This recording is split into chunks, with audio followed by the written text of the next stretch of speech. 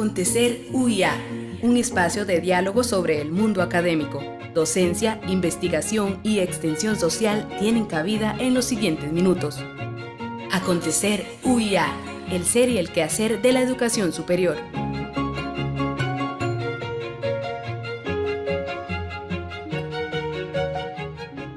Bienvenidos a Acontecer UIA, les saluda Randall Hernández, coordinador del Laboratorio de Radio y Televisión de la Universidad Internacional de las Américas. Ayer en nuestro país se abrió la oficina comercial de la República de Kosovo, nación del sureste de Europa. La apertura de esta oficina es un hecho que sin duda afianza los vínculos de este país con el nuestro. Para conversar sobre este acontecimiento y sobre la República de Kosovo, nos acompaña hoy el embajador honorario de esta república, el señor Otto von Hegenblatt. Señor embajador, un honor tenerle por acá. No, igualmente, es un gusto estar con ustedes. También nos acompaña el licenciado Alejandro Monge Salazar, es asistente de la Vicerrectoría de Gestión de Calidad. Alejandro, ¿qué tal? ¿Qué tal? Buenos días. Bueno, muchos recordamos las noticias que nos llegaban de esas tierras desde la década de los 80 y el dolor por la muerte de centenas de hombres y mujeres que luchaban por la autonomía en sus territorios.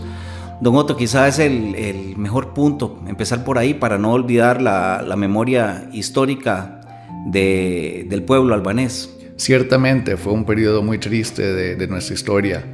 Mucha gente murió por odios étnicos, también por la geopolítica de la época.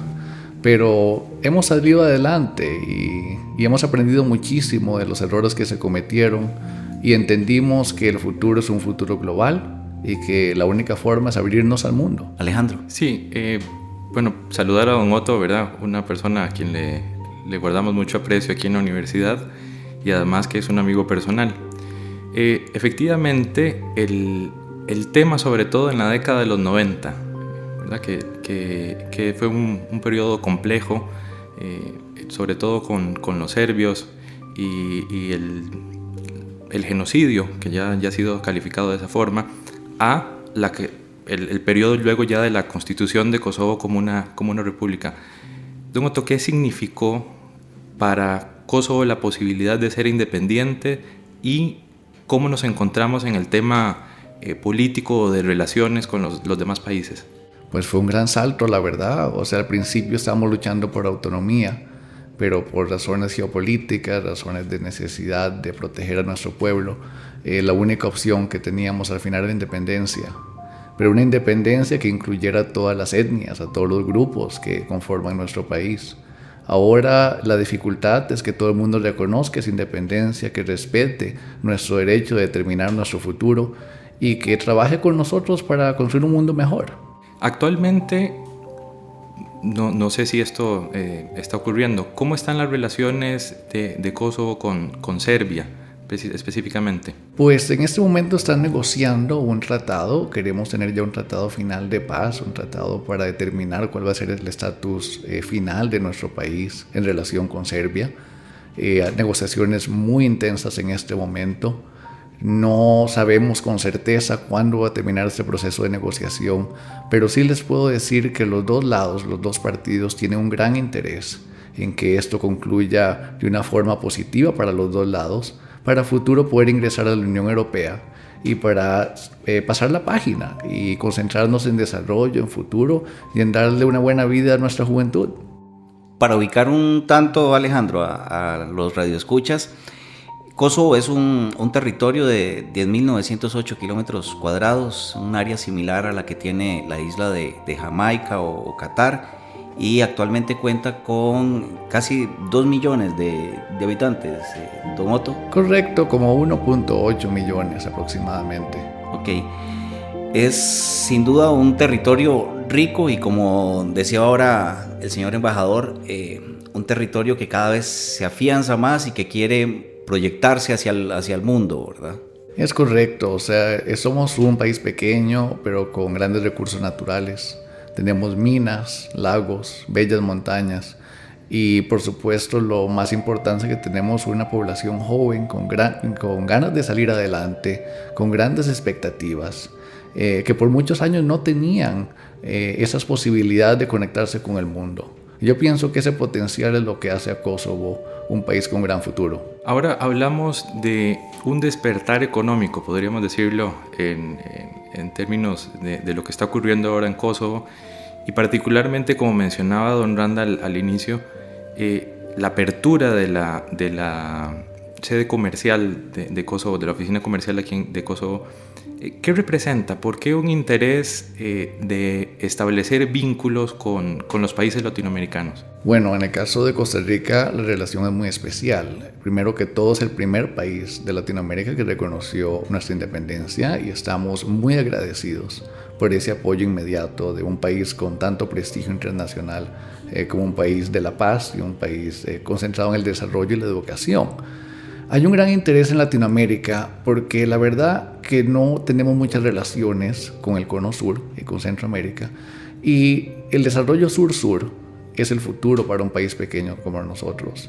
Hay tantas posibilidades de negocios, posibilidades de cooperación cultural, académica y social que por muchos años se han ignorado por falta de nosotros los recursos para concentrarnos en esos asuntos, y también los problemas tan serios que son empezar un país de cero después de la independencia. Y ahora es el momento indicado de abrirnos a Hispanoamérica y de explicarles a Latinoamérica todo el potencial que tienen los Balcanes y cómo Kosovo puede ser su puente hacia esa región del mundo tan importante. En una oportunidad, don Otto, habíamos conversado de la relación o similitud que puede existir entre Costa Rica y Kosovo, y la parte esta de turismo, cómo Kosovo tiene planificado a futuro ser como, podríamos decirlo así, me atrevo, la Costa Rica de los Balcanes por el tema ecológico. Sí, ese es un muy buen punto. Costa Rica tiene una gran experiencia en el ámbito hostelero y por supuesto de ecoturismo. Son un ejemplo internacional, la verdad, que en conservación de la naturaleza y en promover un turismo sostenible y que de verdad tenga un buen impacto en el país y en el mundo. No solo eso, geográficamente Costa Rica es un puente entre Sudamérica y Norteamérica desde el punto de vista ecológico, y la posición geográfica de Kosovo es parecida. Somos un puente entre Asia y Europa. Somos un país pequeño, pero con grandes recursos naturales, montañas, lagos, bosques muy bellos.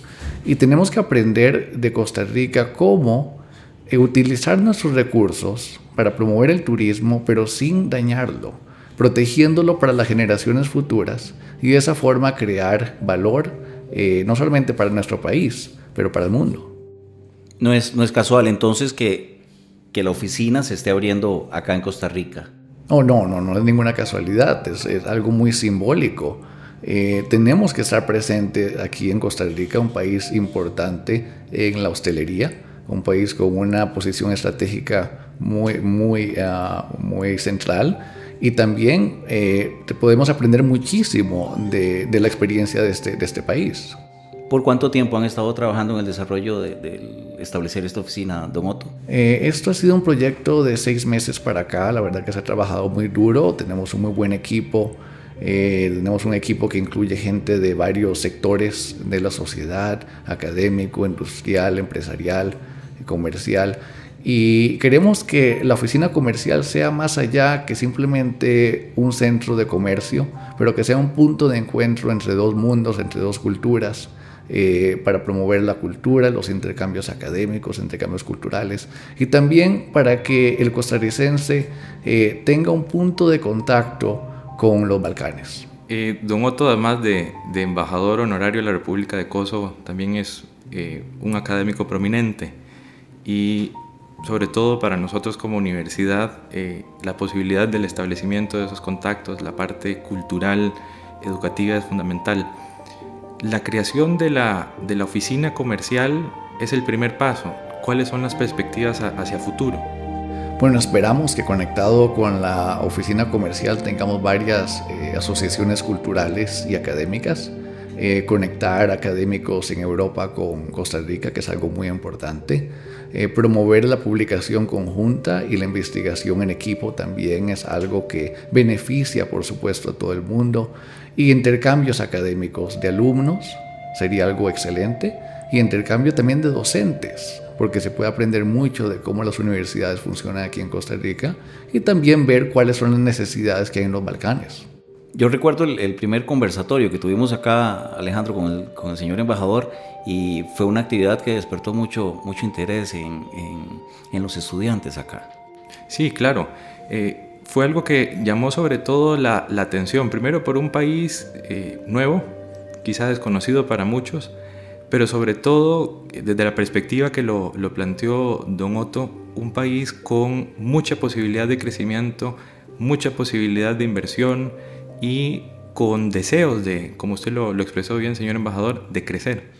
Exactamente, tenemos una juventud grande, una generación que tiene grandes expectativas, pero también hay gran incertidumbre como todo, ¿verdad? Y la belleza de la juventud y la belleza de tener ese tipo de población es que todo es posible para ellos, que lo que necesitan es la motivación, las herramientas y por supuesto las conexiones para lograr sus sueños. Y eso es lo que nos toca a nosotros en nuestra generación, es construir esos puentes, darles esas herramientas y guiarlos para que ellos crean ese futuro de nuestro país. Ahora, trayendo a colación un poco la situación sociopolítica de Costa Rica, el tema económico, que está un poco, pues podríamos decirlo, es convulso. ¿Qué mensaje podríamos traer de los jóvenes de Kosovo que han visto un cambio en su país, que han visto también la lucha de sus padres por el reconocimiento de su nación, a los jóvenes de acá de Costa Rica que quizá en muchos casos no están tan interesados o tan inmersos en el tema político-económico, pero que eventualmente, si se quiere, podría verse afectado por las decisiones que en este momento se están tomando y que se discuten en el plenario? Perdón, Alejandro, y agregaría yo el cambio en la política que se ha dado en este país y en cómo se da la participación, en cómo han emergido nuevas fuerzas. Ya no es aquella división que había entre dos partidos políticos, sino que hoy tenemos una asamblea legislativa constituida por muchas fuerzas con las cuales el gobierno tiene que negociar. Pues sí, es un problema a nivel mundial encontrar un consenso político de cuáles son las metas de un país, de cuáles sacrificios se deben hacer para lograr esas metas. Pero la juventud definitivamente tiene que tener una voz, una participación en esas decisiones, porque ellos son los que están entrando al mercado laboral, muchos de ellos son los que están produciendo la gran parte del producto bruto del país. Y no se les puede ignorar sus voces, porque esas decisiones van a afectarlos a ellos a mediano y a largo plazo. Y creo también, don Otto, que hay un asunto de no perder la esperanza en el país, centrarse en que el análisis de las dificultades que tenemos actualmente no deben verse desde perspectivas polarizadas, sino una visión de país. Y ahí yo creo que entra un poco, y usted puede traérnoslo al contexto de acá, lo que fue la unificación y el proceso de confluencia que hubo, social y política que tuvo que ocurrir en Kosovo para crecer y constituirse una nación. Correcto. Cuando hay grandes emergencias, una crisis grande, una de las ventajas es que une al pueblo, une a los diferentes grupos que a veces están peleando por intereses sectoriales, pero se tienen que unir para lograr esas metas grandes. Pero ese consenso se puede lograr no solamente en tiempos de guerra o en tiempos de crisis. Tiene que haber líderes que motiven al pueblo a alcanzar metas conjuntas, trabajando en equipo. Y eso es lo difícil de la política moderna, esa fragmentación que hay a nivel internacional, en que a veces se pierden fuerzas, se pierden recursos muy importantes y lo más importante, se pierde tiempo en no luchar por metas en que todos podemos estar de acuerdo. Bien, está usted en Acontecer UIA. Vamos a hacer una pausa acá. Hoy nos acompaña el embajador honorario de la República de Kosovo, el señor Otto von Heimblatt. Hacemos una pausa acá, ya volvemos. Acontecer UIA, el ser y el quehacer de la educación superior. Vos sabés lo que querés. Sabés que la vida se mueve muy rápido, que el éxito solo llega si lo tenés en tus planes y decidís trabajar por él. Quieres aprender y demostrar lo que sabes. Por eso buscas gente inteligente, que esté cerca, que evolucione con vos y que haga del conocimiento tu mejor experiencia. Elegí solo lo mejor. Tu futuro es del tamaño que querás. UIA. La vida nunca se detiene. Es un ciclo sin fin y para nosotros tiene forma de economía, inventos, éxito, política, celebraciones, logros y mil cosas más. La vida en sí es toda una noticia. Transmitirla es nuestra razón de ser. Ahora más que nunca, la Universidad Internacional de las Américas está más sintonizada con la vida. ¿Usted conoce a alguien que esté sufriendo bullying? ¿Ha discriminado a alguien por ser o pensar diferente que usted? ¿Le ha hecho bullying a alguna de estas personas? Si lo ha hecho, ¿quién se cree para hacerlo? ¿Qué ha hecho para cambiarlo? ¿Ha pensado cómo podría cambiarlo? Todas estas preguntas tienen una respuesta fácil. Póngase en los zapatos de los demás. Y recuerde que todos somos iguales. No se burle de nadie por ser o pensar diferente. Detengamos la violencia y eliminemos el bullying de una vez por todas. Este es un mensaje de la Dirección de Promoción de la Paz Social y Convivencia Ciudadana, DIGEPAZ, del Ministerio de Justicia y Paz, la Universidad Internacional de las Américas y el Colegio México. Escucha usted Acontecer UIA. Continuamos en Acontecer UIA. Nos acompaña el señor Otto von Hegenblatt, embajador honorario de la República de Kosovo en Costa Rica.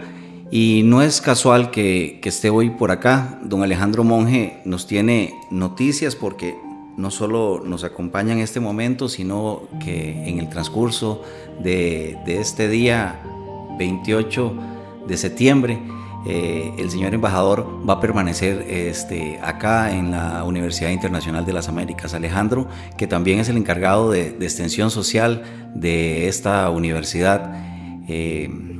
Contanos un poco, Alejandro, de esa actividad que hay hoy por la noche. Sí, dichosamente vamos a contar con la participación de don Otto con una conferencia sobre la importancia de la extensión social o universitaria y su vínculo con la sociedad. Pensemos que la extensión va a ser esa forma en que las universidades, más allá de la investigación y la docencia, le devuelven algo a la sociedad. Y en ese sentido es, como les decía en el primer bloque, la experiencia consolidada que tiene don Otto en el tema académico. Él nos va a venir a hablar un poco de eso. Don Otto, si nos puede quizá hablar un poco de lo que usted nos va a exponer hoy. Bueno, voy a hablar más que todo, primero que todo, de la historia de las universidades, para recordar que al inicio de la historia de las universidades eran centros de la comunidad, eran centros de conocimiento que incluían más que simplemente la docencia o la investigación, pero eran parte de la vida diaria de sus comunidades y de sus países. También voy a hablar de actualmente qué tipo de conexiones tienen las universidades con el sector privado, con el sector también sin fin de lucro y por supuesto con los gobiernos y las muchas formas que ya han existido en el mundo, por supuesto, de cómo las universidades contribuyen y son centros vitales de motivación y de innovación para la sociedad, más que todo en Europa, y ver cómo eso se podría también emular o adaptar al contexto hispanoamericano. Y hablamos acá también, don Otto, ahora que usted lo mencionaba, las universidades parte de la sociedad. No solamente hablamos de producción de conocimiento por medio de la investigación y la parte de docencia, sino también una visión de que la universidad no puede aislarse ni del sector empresarial ni del sector político. Cuéntenos un poquitito de esto. Sí, la universidad en realidad es el ideal de la sociedad y siempre ha tenido que serlo. Si nos acordamos de la época de la Ilustración, los iluminados eran de diferentes sectores, eran poetas, músicos, políticos, en todos los ámbitos sociales, y eran guías, eran motivadores, eran innovadores que guiaban a la sociedad no por la fuerza, pero la guiaban por sus ideas, por su carisma. Y eso es algo que se ha perdido en muchos países. Se le ha olvidado a la gente en las universidades que tienen que trascender esa torre de marfil. Porque si el pueblo no sigue esa torre de marfil, los ideales se pierden. De nada sirve tener al mejor músico si el pueblo no escucha esa música. De nada sirve tener grandes poetas si el pueblo no lee esa poesía. Y eso es algo que las universidades tienen que retomar como una función primordial. Recordarle a la sociedad su función, recordarle que los ideales existen y que todavía tenemos ilustrados en nuestras sociedades gente con grandes habilidades que pueden inspirar a las futuras generaciones y que pueden guiar a los presentes líderes. Y partiendo de esto, don Otto, ¿cuáles estrategias o, si se quiere, mecanismos podríamos utilizar desde su experiencia, su perspectiva, las universidades, precisamente para ser esa iluminación, si se quiere, de la sociedad? Pues yo pienso que lo principal es empoderar al docente. O sea, eso es algo muy, muy importante porque al fin y al cabo, una universidad es una comunidad de conocimientos.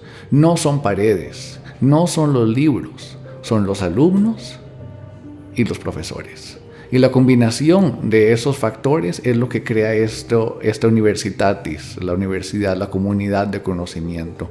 Si se empodera al docente a guiar a los profesores, se les dan los recursos que necesitan y se les dan los incentivos necesarios para que ellos trasciendan la clase, vayan más allá de eso, salgan a la comunidad. Si están en ingeniería agrónoma, por ejemplo, que empiecen proyectos en el campo, que vayan con sus alumnos a ayudar a la gente más necesitada del país, o hasta en algunos casos que hagan experimentos que lleven a nuevos conocimientos. Todo eso es lo que de verdad tiene un potencial transformativo en la sociedad. Por supuesto que también, aparte del aspecto carismático, el aspecto del docente, tienen que haber estructuras, tienen que haber acuerdos, tiene que haber una maquinaria también para que la universidad como institución se conecte y abra esos medios de comunicación con la sociedad, para que haya esta difusión de las ideas de las universidades. Es interesante, Alejandro, ahora que escuchaba al señor embajador, siempre que se habla de ir más allá de la clase, recuerdo el trabajo que desarrolla acá la doctora Yalena de la Cruz, que en sus cursos recorre el entorno de la universidad y en su curso de medicina, creo que es medicina comunitaria, ve todos aquellos, o más bien hace que el estudiante vea todos aquellos riesgos que hay acá en el entorno de la U.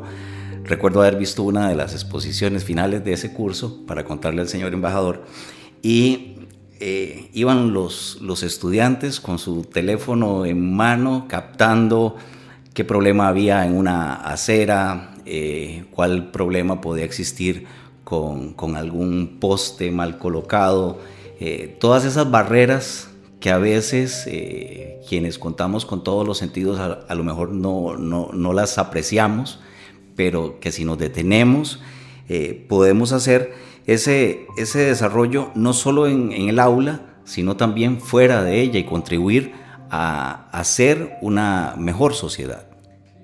Sí, y quizá partiendo un poco de la lectura del comentario de don Otto, las universidades también tenemos barreras que tenemos que vencer, precisamente para poder acercarnos. Cierto, o sea, a veces las barreras las ponen las mismas universidades. Y eso tiene razones históricas, por supuesto, las vicisitudes de la relación entre la universidad como institución y el Estado, por ejemplo. No hay duda que las universidades son más antiguas que el mismo Estado. Es una institución mucho más antigua que los gobiernos en sí. Pero han perdido ese liderazgo, yo diría, ante la sociedad en muchos casos, y se han concentrado en ciertos servicios que se han vuelto casi técnicos. Y eso es algo que yo pienso que le quita valor a una institución tan antigua y tan importante en la sociedad, y también que a veces le quita calidad a esos mismos servicios técnicos que podrían ofrecer mucho más enriquecidos, con una visión más holística de su función en la sociedad y también con una conexión más directa a la gente que esos profesionales van a servir.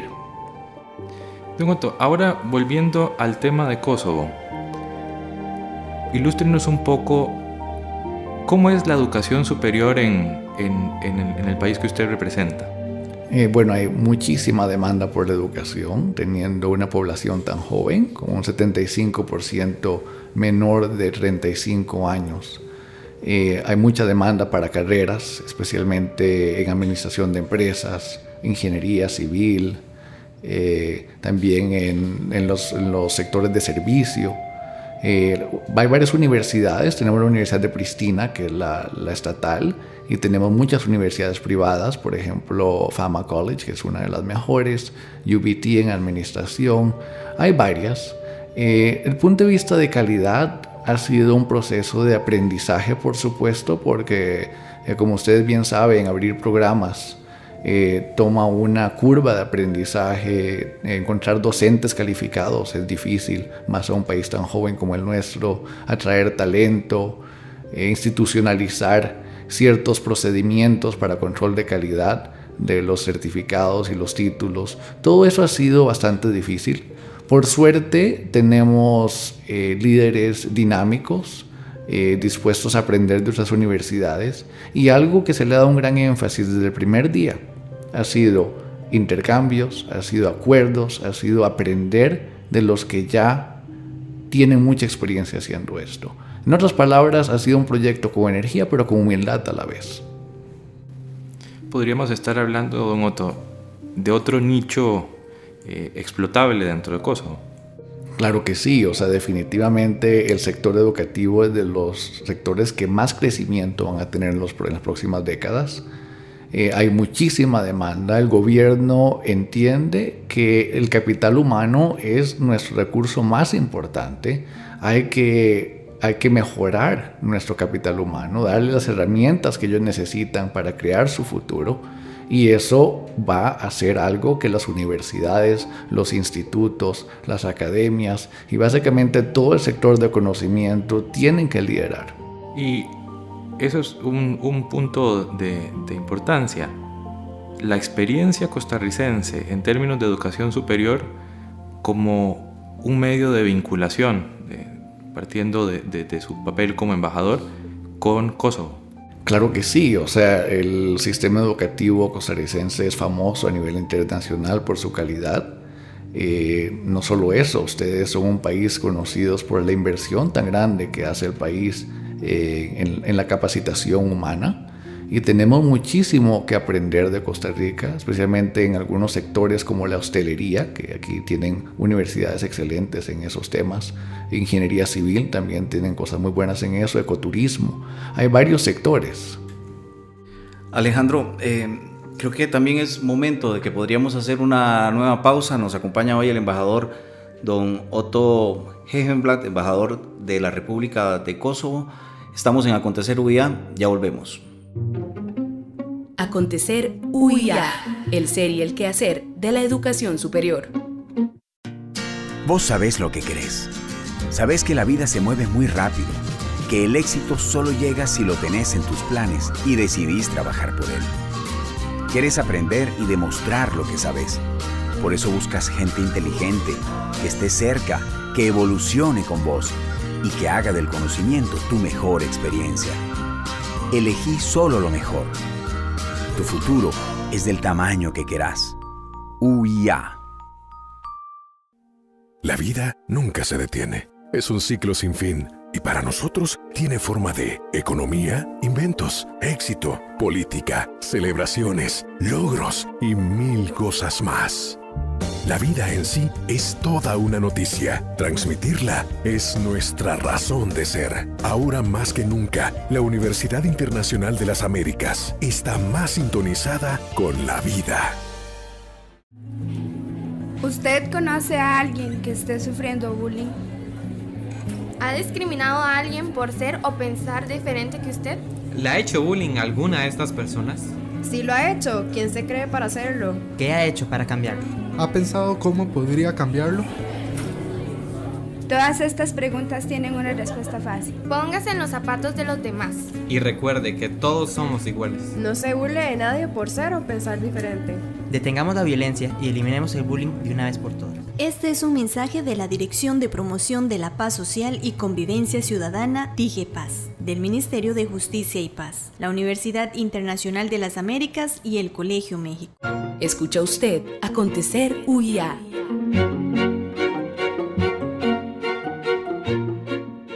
Está usted en Acontecer UIA. Hoy nos acompaña el señor embajador honorario de la República de Kosovo, don Otto von Hegenblatt.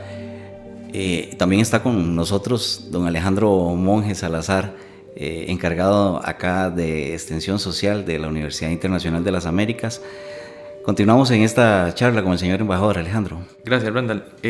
Ahora en el corto estábamos hablando un poco ya hablamos prácticamente de dos de los ejes trascendentales de la educación superior universitaria, la parte de la docencia y de la extensión social. Y no podemos dejar de lado por la importancia que tiene el tema de la investigación. Don Otto, desde su experiencia, ¿cuáles son las nuevas perspectivas que hay a nivel mundial en torno a la investigación que se genera dentro de las universidades? Bueno, la investigación siempre ha sido central en la función y en el ser de las universidades. O sea, la misma palabra universidad viene de universitatis, que era buscar ideas y verdades universales. Eso es algo que se tiene que mantener, ya que el proceso de investigación es la formación del conocimiento. Las universidades fueron, y hasta cierto punto todavía son, centros de creación de conocimiento que les da un gran valor a nivel social e internacional. Pero el valor de la investigación va más allá de simplemente publicar un artículo o un libro. Es el proceso que lleva la investigación, cómo eso une a los alumnos, une a todo el personal universitario en un esfuerzo conjunto. Y no solamente eso, la experiencia en sí de la investigación enseña muchísimas cosas a los alumnos y a los investigadores. Cómo trabajar en grupo, cómo conectarse con la sociedad para conseguir la información, cómo evaluar después los resultados de esa misma investigación. O sea, es algo que tiene tantas externalidades positivas, que por eso es que a nivel internacional los rankings le dan tanto valor a las publicaciones, al nivel de investigación que tiene una universidad. Esto me trae una pregunta que yo creo que resuena mucho en los pasillos, no solamente de esta universidad, sino de muchas universidades nacionales. ¿Cómo hacer para despertar esa beta investigativa? Porque es innegable que los seres humanos somos investigadores innatos, pero hay un periodo dentro de la historia de desarrollo de nosotros como humanos que se pierde. ¿Cómo hacer para que renazca la beta investigativa en los estudiantes y también, ¿por qué no?, en los docentes? Bueno, como usted dice, don Alejandro, todos tenemos esa semilla de curiosidad, de tratar de entender nuestro mundo, ¿verdad?, y la condición humana. Los alumnos, más que todo, por supuesto, son mentes jóvenes con tantas más incógnitas que respuestas. Y a veces también el método docente es lo que determina si esa semilla se vuelve un gran árbol de investigación o no, dependiendo de cómo se les guíe, cómo se les motive a los alumnos. Cuando un alumno uno le da respuestas antes de darle la pregunta, eso les quita toda la motivación de buscar sus propias respuestas. Eso no quiere decir que todos los alumnos vayan a hacer investigaciones complejas, no, pero hay que dejar al alumno que intente buscar las respuestas, que se resbale, que se vaya por el camino equivocado a veces, porque a veces se aprende más del proceso de buscar la respuesta que de la respuesta misma. Y por mucho tiempo la docencia se ha enfocado tanto en enseñar métodos, los 5 pasos de la administración, por ejemplo, cosas así, que los alumnos se les quitó esa oportunidad de errar, esa oportunidad de experimentar con sus ideas y eso les desmotivó totalmente de la investigación. Era esa visión de que el profesor tiene todas las respuestas y el alumno no tiene ninguna. Y eso no puede ser, o sea, hay que motivar al alumno a entender que el proceso de búsqueda del conocimiento es en equipo, que muchas veces lo más bello es cuando el alumno llega a la respuesta conjunto con el profesor, y también que el profesor enseñe con humildad y les enseñe a los alumnos las preguntas que no tienen respuesta todavía, no simplemente las que ya las tienen y están en el libro de texto. Eso, don Otto, nos habla precisamente de un cambio de paradigma, si se quiere, en las estrategias de enseñanza que regularmente utilizamos en las universidades. Y también trae usted a colación algo que es fundamental, que podríamos relacionarlo, que es el tema de la investigación que puede desarrollarse dentro de los cursos, como la experiencia misma del docente, precisamente en ese errar de los estudiantes. Aplicamos una nueva metodología de enseñanza, puede que para algunos funcione, puede que para otros no, pero también podemos escribir y redactar al respecto. Por supuesto, o sea, la vida es investigación, o sea, estamos nosotros permanentemente recaudando datos, evaluándolos, analizándolos, es algo que es parte de la naturaleza humana. Y se desperdician tantas oportunidades de aprendizaje a veces en una clase, de cuando un método de estudio, como usted dice, no funcionó tan bien. ¿Por qué no funcionó? Anotar qué fue lo que pasó en esa clase. Y eso es un proceso en que contribuyen los alumnos y el profesor. Se está creando conocimiento conjuntamente y eso se podría compartir con el resto de la sociedad. Son grandes oportunidades perdidas y yo pienso que no solamente hace el proceso de aprender más ameno, que simplemente memorizar respuestas predeterminadas, pero también les enseña a esos alumnos cómo encontrar sus respuestas a futuro. Cuando sean profesionales, la verdad es que el 50% de lo que aprendieron va a ser obsoleto en 10 años, especialmente en algunos campos. Entonces la diferencia entre un buen profesional y uno malo va a ser cuál aprendió el método para aprender las nuevas respuestas, para encontrar sus respuestas, para adaptar lo que aprendieron a contextos distintos. Y principalmente, señor embajador, por el acceso que hoy tenemos también a información, que es muy diferente al que podíamos tener hace 10 años atrás. Eso sin duda también marca una diferencia en la investigación, ¿no? Definitivamente, o sea, ha habido un cambio paradigmático del acceso a la información. Ahora con acceso a bases de datos a nivel internacional, o el mismo Google, por ejemplo, los buscadores online, ya la diferencia entre el profesor y el alumno no es quién puede abrir el libro o tener acceso a la biblioteca para buscar la respuesta. Es quién puede evaluar la información, quién puede procesar y interpretar la información. Por eso es tan importante que los alumnos entiendan la diferencia entre datos, información y conocimiento. No es lo mismo. Sí, todos tenemos acceso a Google, tenemos acceso a muchísima información, a veces demasiada, pero la diferencia es quiénes pueden analizar esa información y quién puede convertir esa información en conocimiento aplicable y útil. Yo siento también, y me gustaría conocer su opinión, que también hay una deuda de parte de la sociedad en el acceso a estas investigaciones que se desarrollan en las universidades. ¿Qué piensa usted de esto? Estoy totalmente de acuerdo. Yo pienso que a veces el pueblo en general, o sea, la sociedad en general, no realiza, no entiende las contribuciones tan importantes que han hecho las universidades. Pero no solamente se le puede echar la culpa al pueblo o a la sociedad en general. Las universidades a veces no han hecho un buen trabajo en difundir todas las cosas buenas que hacen. Cosas como los proyectos de extensión que estamos hablando, el mismo servicio extracurricular de muchos docentes, la investigación que hacen, no tratan de difundirlo. Y eso es en parte la razón por la que la sociedad olvida poco a poco qué tan central, qué tan importantes son las universidades como líderes sociales.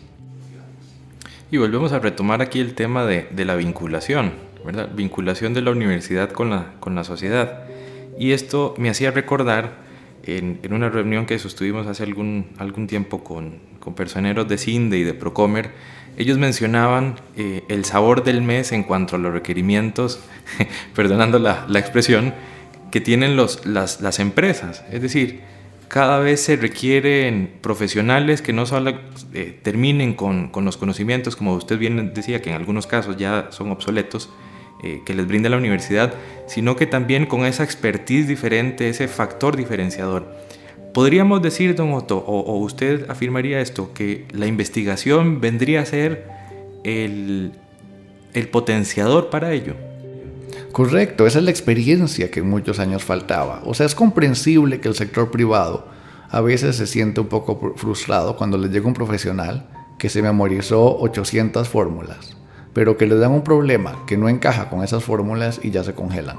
O sea, eso es comprensible, porque es una inversión, la verdad, es una inversión en capital humano. Entonces el sector privado cada vez pide más experiencia laboral, y eso es algo que es muy difícil para los nuevos egresados, porque ¿cómo van a tener experiencia si es el primer trabajo que están aplicando? Bueno, eso es algo que se puede solucionar por medio de más proyectos de investigación dentro de la universidad, más proyectos de extensión, de servicio social, porque eso es parte de la experiencia laboral. Ya un alumno sale con no solamente el conocimiento de su profesión, pero con la experiencia de haber trabajado en la sociedad, con el público y en equipo con su profesor y con sus colegas. Bien, Alejandro, yo no sé si el señor embajador desea agregar algún último punto antes de cerrar el programa de hoy. Ha sido sin duda una grata experiencia para nosotros, señor embajador, que nos acompañe hoy y que, por supuesto, como lo decíamos hace un rato, esta experiencia se va a trasladar hoy no solo a quienes nos están escuchando ahora, sino a los estudiantes de acá de la Universidad Internacional de las Américas. Bueno, muchísimas gracias por la invitación, primero que todo. Felicidades por el gran trabajo que hace esta universidad. O sea, es la verdad que un gran ejemplo de la calidad educativa aquí en Costa Rica, y esperamos poder cooperar con ustedes en muchos proyectos de extensión, de servicio y de investigación. Por cierto, también desearle mucha suerte con la apertura de la oficina comercial acá. Muchísimas gracias. Alejandro. Bueno, muchas gracias al señor embajador por haber compartido sus experiencias, ¿verdad? Que vimos que son pues bastantes, no solamente en el tema político, sino también en el tema académico, y sin duda las puertas de la Universidad Internacional de las Américas están abiertas para usted. Muchas gracias. Gracias por acompañarnos en una edición más de Acontecer UIA, un espacio de diálogo sobre el mundo académico.